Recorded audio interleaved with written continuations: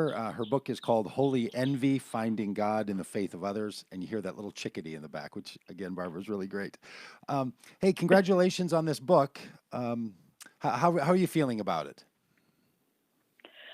I'm feeling like I got every word in the book in the best shape I could get it in, and every time I talk about it, I ruin it. So I'm very reluctant to have conversations about. I want everybody to go buy the book because it's perfect, and this conversation won't be, but this conversation will be fun. I love that. Hey, this book has been keeping me up at night, and the reason is because my wife has been reading it next to me and keeps nudging me as I fall asleep before she does, and wakes me up and reads me sentences. So in that almost dream state, you have been in my head for weeks now, and she is, as I am, just really big fan of it. It's really great. Uh, hey, Thank you. can I ask you, Barbara? This is going to sound like sort of a strange question, but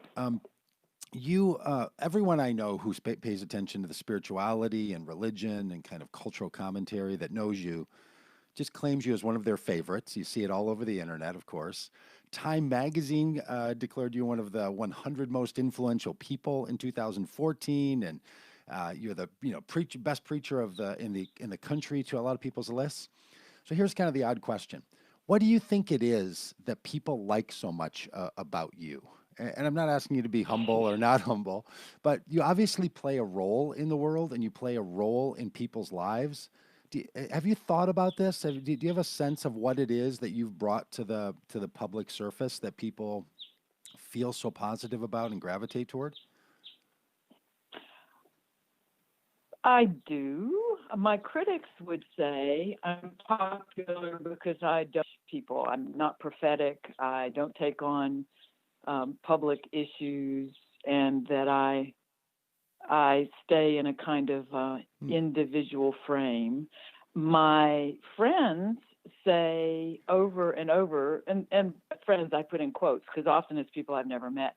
Mhm. But what I hear so often, Doug, is I always thought that, but I never wanted to say it out loud, or I always felt that, but I didn't know how to put it in words, or I'm so glad you wrote about that because I've always wondered about that. So I have adopted officially, the job of being the person who says out loud what other people have sense not to say. Yeah.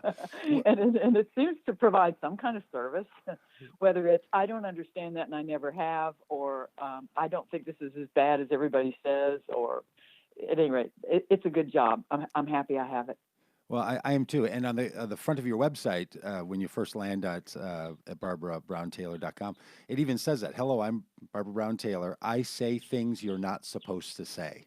How long have you had that sense that you're someone who wants to or just does say things that other people want to say or want to hear or need to hear, but that aren't being said? I think it probably goes all the way back to being 5'10" in the fifth grade, and just, I mean, feeling like the eternal dork. So, you head to the page to write all that out of your soul somehow, and then when you read it later, you think, I bet everybody felt that way.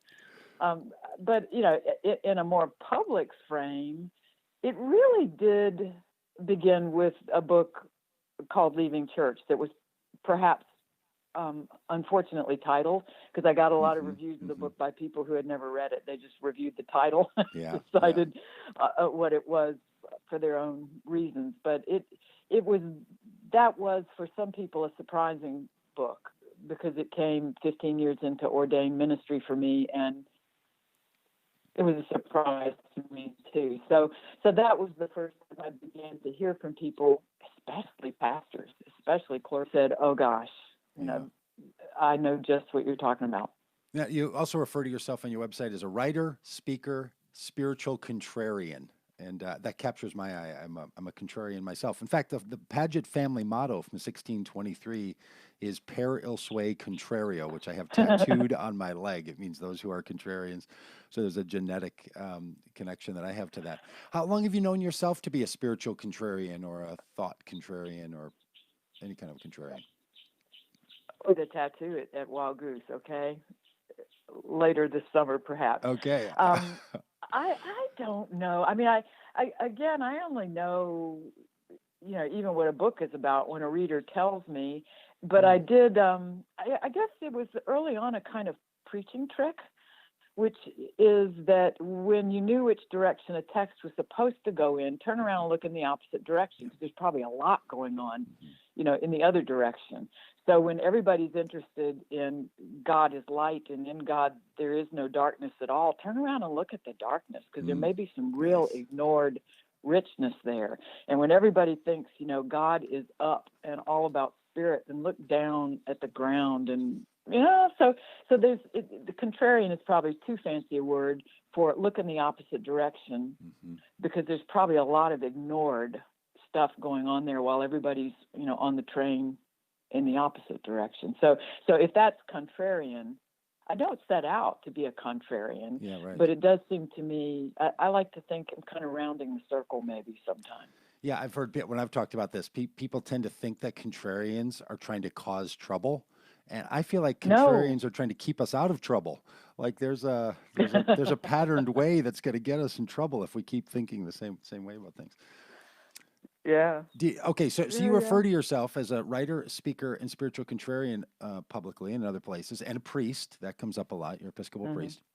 But in this book, you really see yourself as a teacher, right? Like it really is rooted in your role of being a teacher in a classroom. And you in the introduction, it's such a wonderful way where you say, look, because the book is kind of about people's faiths, other people's faith, the subtitle, Finding God in the Faith of Others. And you have this introduction where you say, look, there's a lot of really great books on the big global questions of faith and interfaith conversations, but this is you refer to it, how is it, as a small conversation, like the local, that's your perspective as a teacher. Yes. Can you talk a bit about that and why after all the years and all the hard work you put into thinking this through, that really landed for you as the way you wanted to think about how you were framing the book? I really spent the last 20 years in a college classroom teaching world religion, so I've had more occasion to think about the period of time in which the world of religions has changed pretty radically.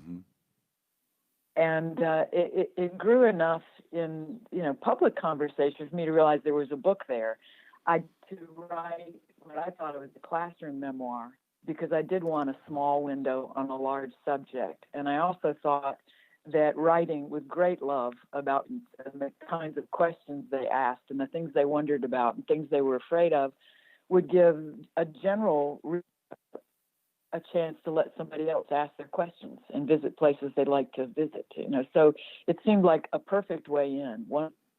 Welcome to a 101 class. And it would have stayed about the students if my editor had not beckoned me in and said he needed more about the teacher of the class as well, the Christian class in charge of teaching other great traditions and what was happening, inside the teacher as well as so the whole classroom setup seemed to me like a wonderful setup for anybody with a little bit of voyeurism in them. Yeah, nice. to come on in and go with us some places and and piggyback. But it ended up for about 9 seconds on a list, and I thought this is the furthest thing from a how-to book that there could be. It's a what happened book instead. Yeah, what happened to you? So you do this great job of writing about your own experience with your faith as you're teaching the faith of others in a world religions class. How aware were you in the teaching, the 20 years of teaching as a teacher? How aware were you of yourself and what was happening to you? Because it seems like in the book you're quite attuned to that. But is some of that sort of reflection after the time, or could you feel that happening while you're an instructor and talking with students and teaching on subjects of other people's faiths? This bird is getting distracting, isn't it?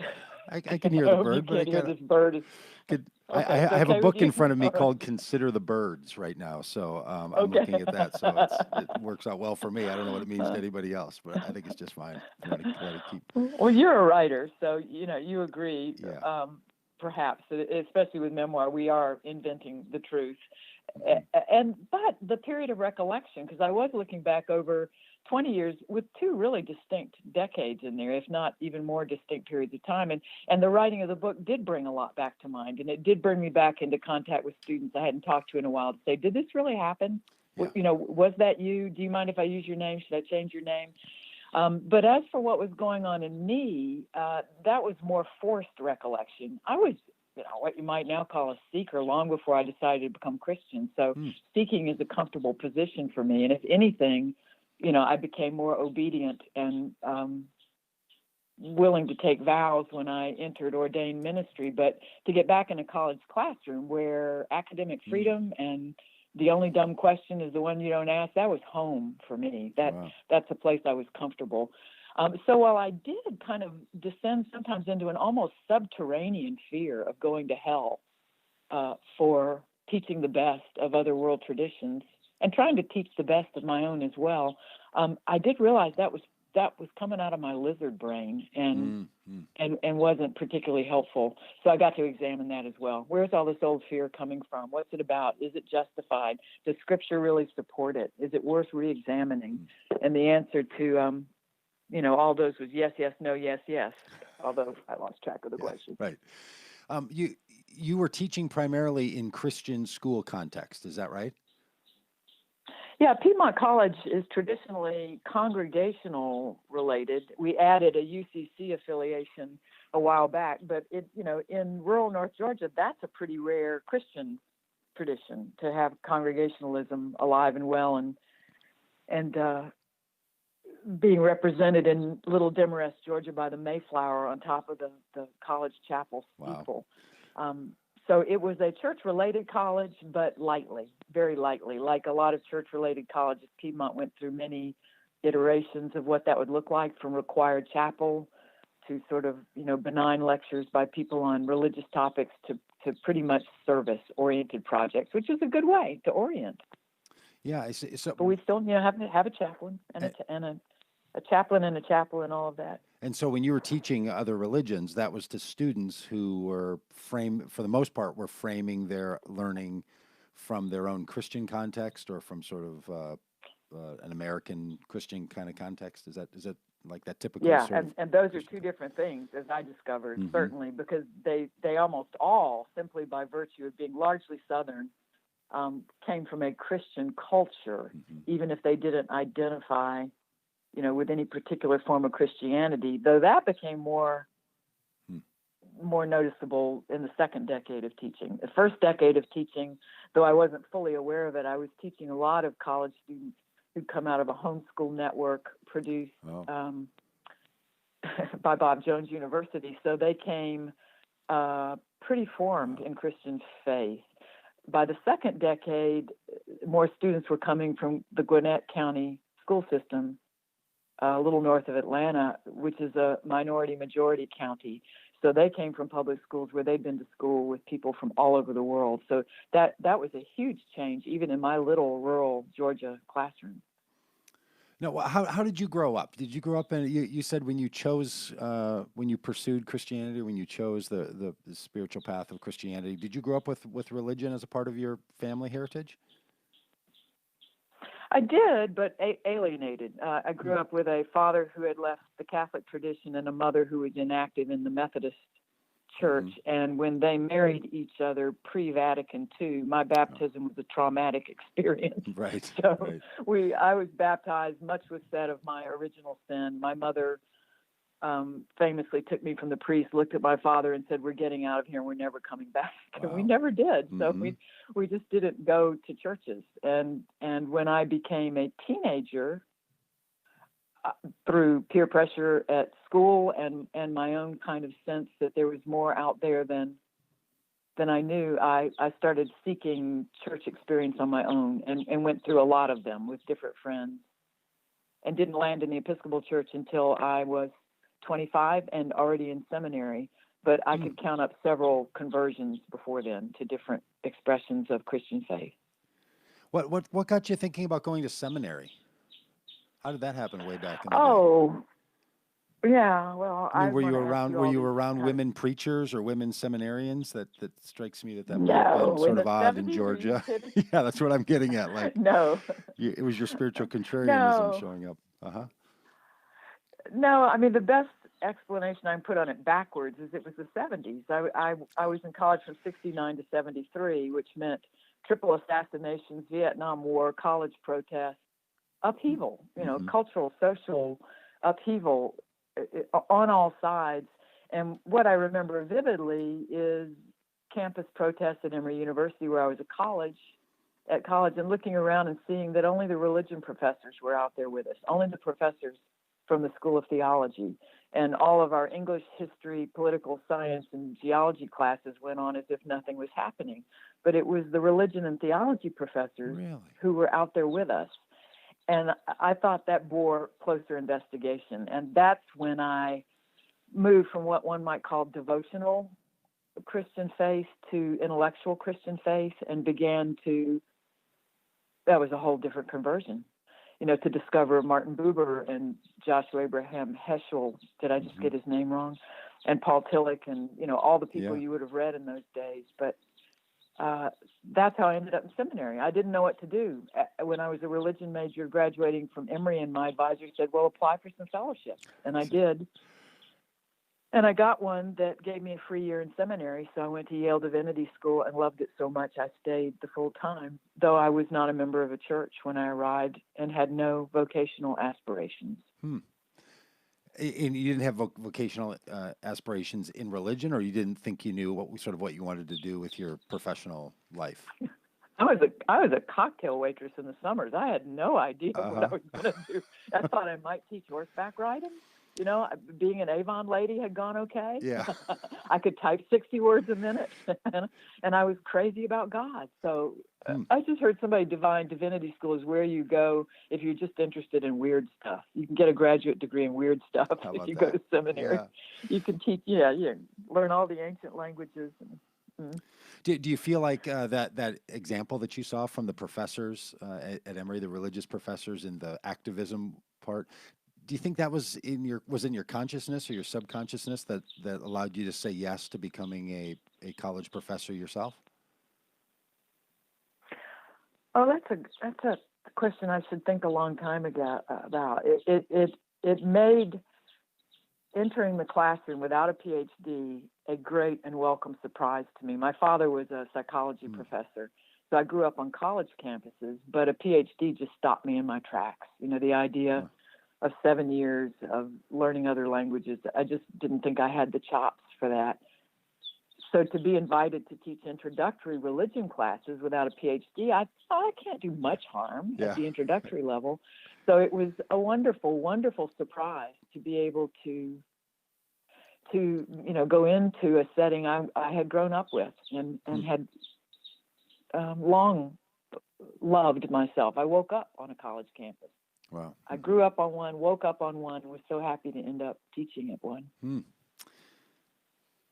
So your biography is interesting to me that you've spent so much of your life in, is it rural northeast Georgia or just rural Georgia? You got it right. Yeah. You either one will work, but there's a big mountain range between northeast and northwest.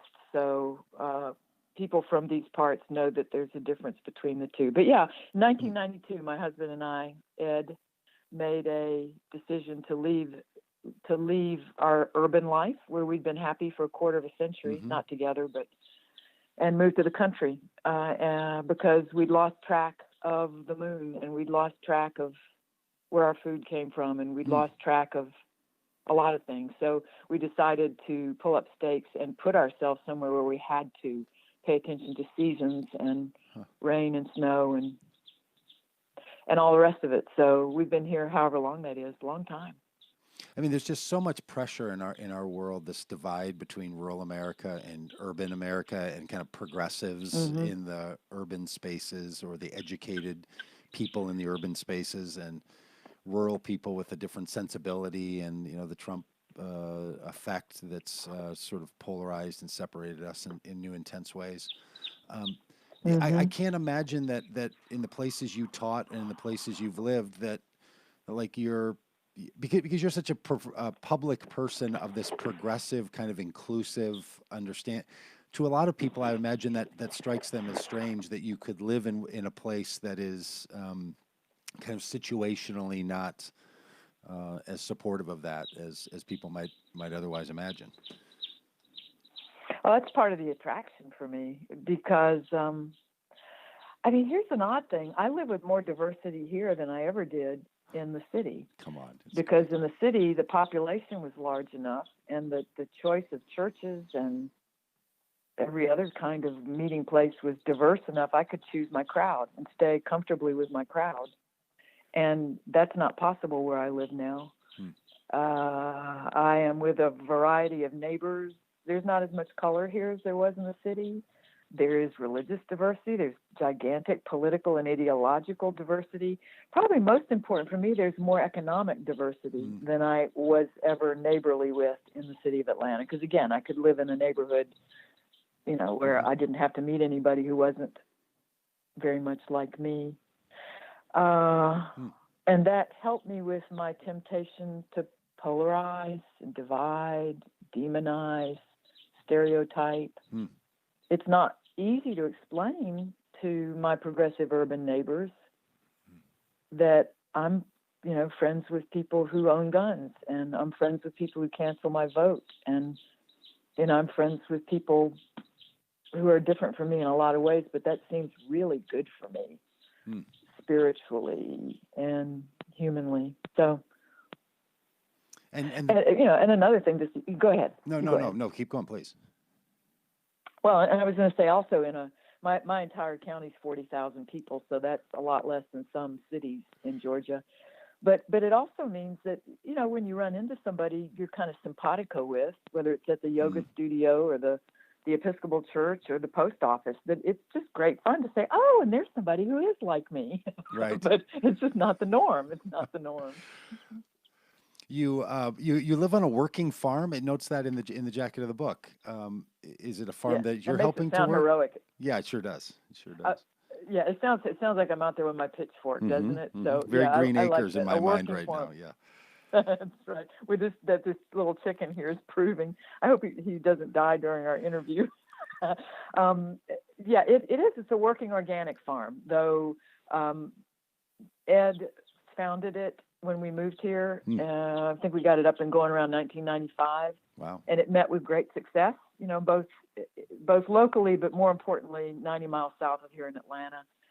It is now worked by somebody else, and we are the seed orderers and the sometimes harvester, but somebody else does all the heavy lifting now. Just one person. It's still a one-person garden. It's just 3 acres, but it's the best tomatoes you'll ever taste. Wow, I look forward to that sometime. Okay, so let's talk a little bit about the actual book, Holy Envy: Finding God in the Faith of Others.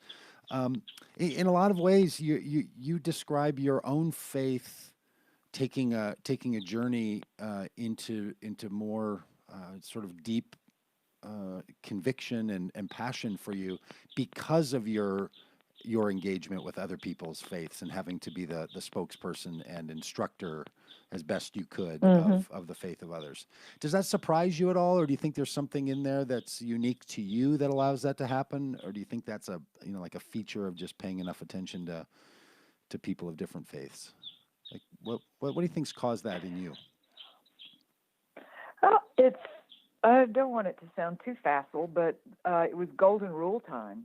When I was put in charge of teaching first 7 and then finally 5 great religions was all I could do in 15 weeks without reducing them to dust, to teach them.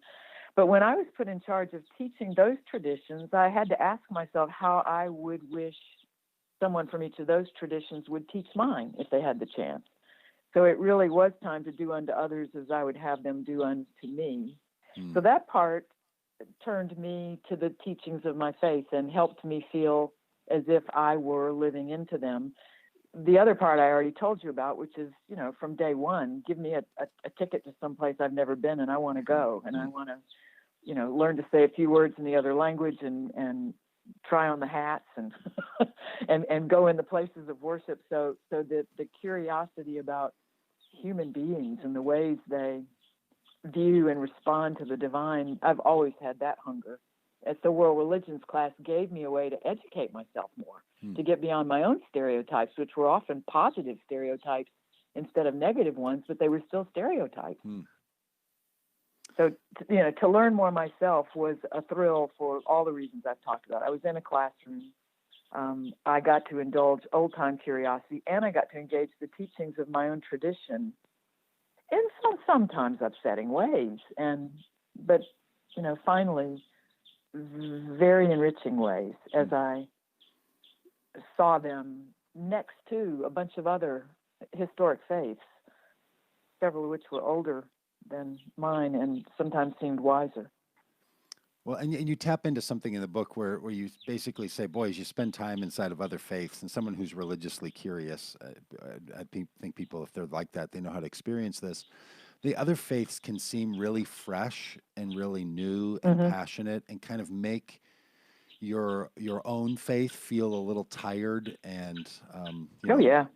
less attractive.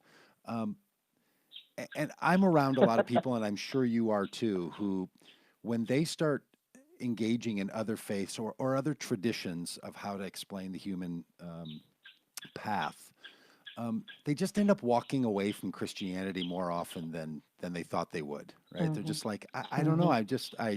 You know, I tried the other flavor, and I'm just never going back. And there's a big movement of that that's true with so many of my dear friends, and I don't have judgment around it. But for me, Mm-hmm. my own engagement with other faiths and with other ideas makes my Christianity seem brighter. And you have this great line where you say that no matter how much you study this is my paraphrase of it, study other religions. I think you say you still dream in Christian, like that the Yeah. Jesus story still is your first language. It kind of Uh, captures you, but it doesn't seem to haunt you. It feels like you're sort of describing like it accompanies you rather than haunting you. And a lot of people just feel haunted by their own Christian faith when they deal with other faiths. well, see, and I mean, we could talk the whole rest of the time. Which Christian faith, were they allied with? Some are fleeing traditions that sounded deadly Hmm. to them, and others, as you say, are fleeing out of boredom. Yeah. And there's certainly the phenomenon of beginner's mind. When you begin learning about other traditions, you only see, the surface, the shiny surface wonderfulness of the best teachings and practices, or at least that's often what happened to me. And what I kept saying to college students is, look, there's a reason we ask you to major in something in Hmm. college, is we want you to learn how to think deeply about one subject. So you'll be better equipped to think deeply about all subjects, but you can't major in everything. Hmm. And you've got to major in one thing, and you can have a minor, and you might even have two minors, but it's not going to serve you to have 30 minors. Hmm. And that's where I get old fashioned, and I look at some developments in 21st century spirituality and worry. That's matronizing, isn't it? But I Hmm. do worry some about the attraction to the surface of many things without any accompanying depth in one thing. And I used a college major, but certainly that's the way Christian faith, that's my anchor and my ballast and the language that equips me to make better sense of the language of others, Hmm. both when it's similar and especially when it's different. But I think if I didn't have a primary language, it would be really, I couldn't go as deep, I don't think, in listening to or responding to the primary languages of other people. So I've got a whole new challenge in front of me as I meet younger generations who were not even raised in, traditions, and really are on their own picking and choosing, and are not going to get a lot of help from their elders, I don't think, about how to go forward with that. What do you, are you allowed to talk back to I me? am, yeah, yeah, I am allowed. Yeah, I can. I certainly can do It's anything I your want. you It's my you can own do whatever you podcast. I want, can right? do whatever I want. Yeah, I don't even have a producer So sitting here telling me not to talk about it. Uh, okay. Well, y- I would love to hear what you think about that, because it sounds like you and I are similar in terms of it invigorates a faith. It doesn't make me want to leave mine. yeah, it is, and I've wondered sometimes because I also grew up without religion being my childhood story. I didn't have a religion. I got into it when I was a Mm, teenager. It sort of came into my life when I was able to make decisions or think as a late teenager, early adult. So I never mm-hmm. had the child version of Christianity competing with my adult Uh-huh. life. Like Ah. for me, the Christian story was always calling me to grow up and I've Oh, never wrestled with my own child version of it. Uh, oh, and I've just become convinced that people can't get over their first experience with their faith. I think a lot of us wow. are returning. I'm 52, and I feel like in this stage of life, I'm like returning to my early Christian experience. Not that I've grown a lot, but what the thing that brought me in is the thing I'm trying to find again. And Uh-huh. that was very impassioned and very lively and very life saving. So it feels like, boy, if I could get back to that, that would be great. And I think of others who I know who grew up in traditions, even my own children who grew up in the faith that I was advocating. Like for them, that early taste is simplistic and Mm-hmm. it's just a different experience. It's a child's experience, not a Mm-hmm. late adolescent or early adult's experience. So I don't know if that's part of it. I just think Mm-hmm. our faith should call us to grow deep, but also to kind of grow up, whatever that phrase means, to become more mature. Um, and I find that in the Jesus teachings, I'm so Jesus-y focused. And I just Mm-hmm. think Jesus is one of the great master teachers of all time. And master teachers are never competing with other master teachers, right? They're always Mm-hmm. um, they're always they stand on their own, and they're valuable in their own right. So, but boy, I deal with a lot of evangelicals and progressive evangelicals and post evangelicals and conservatives and Southern Baptists and so on. And boy, I'm just not sure that they have a recoverable faith that's there at all. Like I'm not to Yeah. them. I mean, this is what I hear them saying, that like it doesn't seem like there's Yeah. anything there I can even return to. It's just all. It never really was something that I wanted to hold on to. It was just something I inherited in some way. So I don't know. I used to feel like I had a lot of answers for that, and I would travel around the country and tell people how to think about that. Now I'm just like I don't have any idea. I just Oh, but that's so helpful. I'm so glad I asked because that matches. That gives me words for something I've noticed over and over again. When someone finally does start asking me questions, they'll say things like, "Do you think God killed my dog?" And hmm, this is a 60-year-old attorney, and I want to say, "No, I don't think God killed your dogs." hmm. But it's just such an astonishing question I to know. come from someone, but someone who has never been involved, in any kind of communal life of faith, Christian or otherwise. So you're right about the first experience.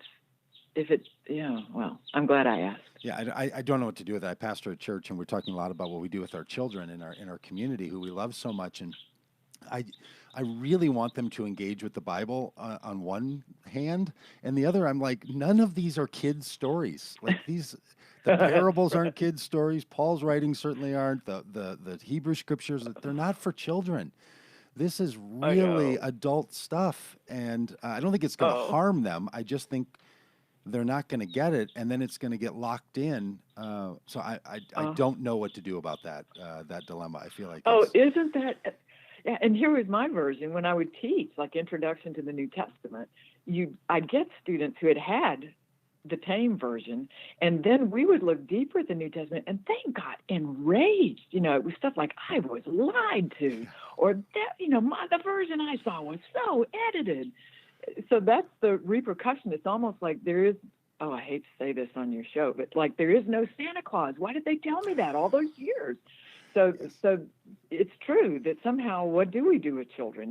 Who are not yet equipped for these adult stories, and yet, I don't know, whom we want surrounded with some of that grace and love and community. And when you figure it out, will you write me and let me Yeah, know? yeah, sure. Well, yeah, I don't know, because then I also hear, no, like the greatest way is for people to have faith from their youngest days and to be raised up. Like I believe in that too. Like one side of me believes that Yeah. people grow in their faith the way you acquire a language, and that is you're taught the structure of your language later in life, but you well after you're speaking the language, right? You learn Uh-huh. to say and to mimic and to pattern and to communicate. So you do your language long before you understand it. And I Mm-hmm. want children, or sort of all of us, to be able to do that. And um, hey, do you think there's like you're doing something in this book that wants the experience of thinking about other faiths and the faith that other people have in their faith and through their faith to function in the reader's life in a certain way. Do you? So I really respect and really love the small window frame on a big subject. Do you have did your teachings or the writing of the book? Do you have thoughts on the big frame or the big questions that sort of face us? And I don't just mean the hostility between different faiths, but the hostilities within faiths. Christians tend to turn against Christians around the world, and Muslims against Muslims, and it just, I don't know. There's such animus in religion inside of them and between them. Do you have any thoughts about if that's going anywhere good in our world? No, I can answer that definitively. It doesn't look like it's going anywhere good. But I'm very suspicious of casting a lot of the conflict and animosity as being religious only. Often in the classroom, we had to connect economics with U.S. foreign policy, with politics, with culture, with gender, with psychological archetypes, religion doesn't come unrelated to all the other fibers that weave together in human community. But I do think a lot of people fall for sanctifying their animus. That if they can find a way to sanctify it by believing they are acting on God's behalf or defending God, that's where the trouble comes in. I always thought Psychology 101 should be required before Religion 101, so people could learn about projection and scapegoating and putting your unwanted, self on other people so that you could obliterate them. But no, I have no gift at all for the big picture, so I thank God for people who do have the bigger picture. I don't. I seem to have only been given like great commandments, that wear me out every single day. You also seem to be doing something a little different with the book, and I'm going to echo a conversation my wife Shelley and I were having before we came on. And she wanted me to, think in some ways that she was experiencing in my conversation with you, and she said, it feels like the Barbara's doing something different than, say, the Richard Rohrs of the world, who are really helpful and such a gift for helping us to find sort of the sameness between faiths, that which they share. And you're in this book, at least, with this perfectly crafted set of sentences and words. Perfect. you have done something. You're taking a bit of a different tack than sort of saying, hey, here's the 7 things we all have in common, and let's build around those, those shared ideas. Does it feel to you like you're doing something different, I guess, is the question I have for you, than what you sometimes hear from the others who deal with interfaith and intrafaith conversations? Oh, as best I can say it, the purpose of this book is to complicate my readers' thinking about their own faith and the faith of others. I would like to complicate their thinking. And if I can do that, and if I can complicate their imaginations, then I can complicate their lives in ways that may slow down certainty and increase space for a kind of openness and wonder and vulnerability about other people who might be also in some places of uncertainty. So I guess that's sort of always been what I'm up to in a book. But I am going at something different because I see the move to focus on our similarities as being one step away from assimilation. Wow. Or appropriation, or asserting that everything tastes like chicken. And what that does is puts me back into my comfort zone. Oh, we're all alike. We're all basically up to the same thing. But then how do I read the headlines you're talking about, if we're all up to the same thing? So it seems to me there are enough people doing that beautifully, not just Richard Rohr, but Karen Mm-hmm. Armstrong. Mm-hmm. But see, Stephen Prothero went in the other direction with God is Not One. Yeah. It seems also helpful to me to look at irreconcilable differences between traditions and talk about how that doesn't need, therefore, to fuel rejection and violence and to see that as some kind of attack on myself that you are different from me, so one of us has to go. Yeah. So I'm happy to focus on similarities, and I'm glad there are people writing about that. But it seems also important, if only for my own ego destruction, to let in the ways that people are different from me and see things differently from me, and don't need to be annihilated because of that. Well, that is a great thought. Thank you. Hey, and this book is getting a lot of attention. I was just a middle-aged guy listening to NPR late one night, and the show I was listening to, I think it was Fresh Air, was brought to you by Holy Envy, by the best-selling author Barbara Brown Taylor. I don't know if you know that happened, but I mean, it's one thing to just be on Terry Gross's show. It's another thing to bring us Terry Gross's show. So thank you for that. And you're getting good response to the book, I take it?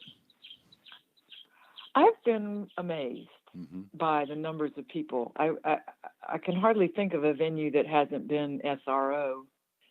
Yeah. And moves to larger places. And I don't know how to read that, but I, as a person older than you, have been very surprised and gratified by how many 30-year-olds I see in the room. Really? And sometimes people younger than that, sometimes college classes, people in their 20s who show up. Maybe they're getting extra credit.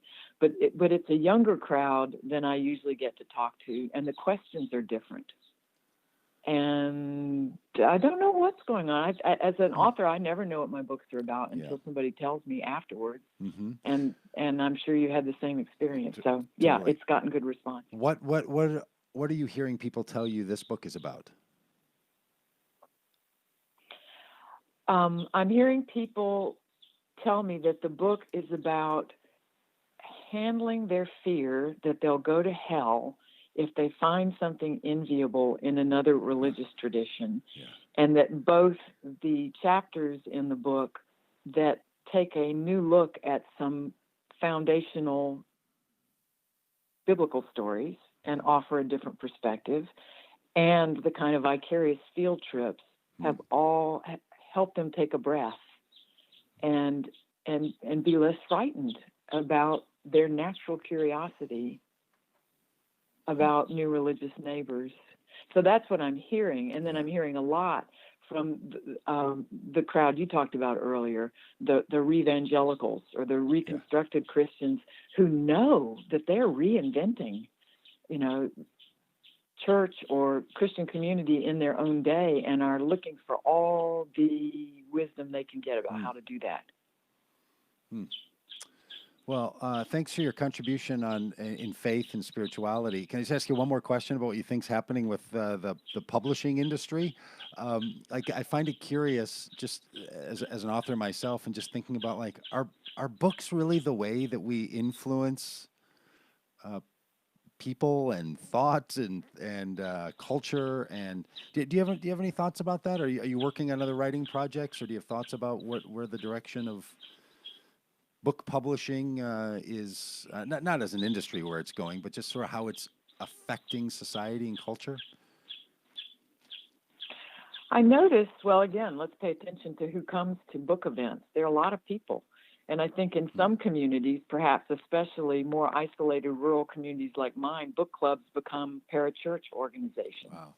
They become places where people gather, and that's a different kind of sacred text for them, even if they wouldn't put sacred in front of it, to gather around a book and let that be the source of discussion and examination of values and deeper critical thinking. So it's still going somewhere where I live, given the health of book clubs outside churches and book study clubs inside lots of different kinds of churches. But no, I think if I had it all over, I would love to make movies. Or documentaries, or it seems to me the culture's attention is more captured by television, movie, video, the animated version, the screenplay. Yeah. instead of Yes. the book. Yeah. But I've always hung with an eccentric kind of dorky crowd, and they're going to keep reading books. So I'll keep writing them as long as they keep reading them. That's right. Well, Barbara Brown Taylor, congratulations on the book. Thank you so much, and thanks for spending a little time with me today. I just love spending time with you, and I look forward to more in person before long. Thanks.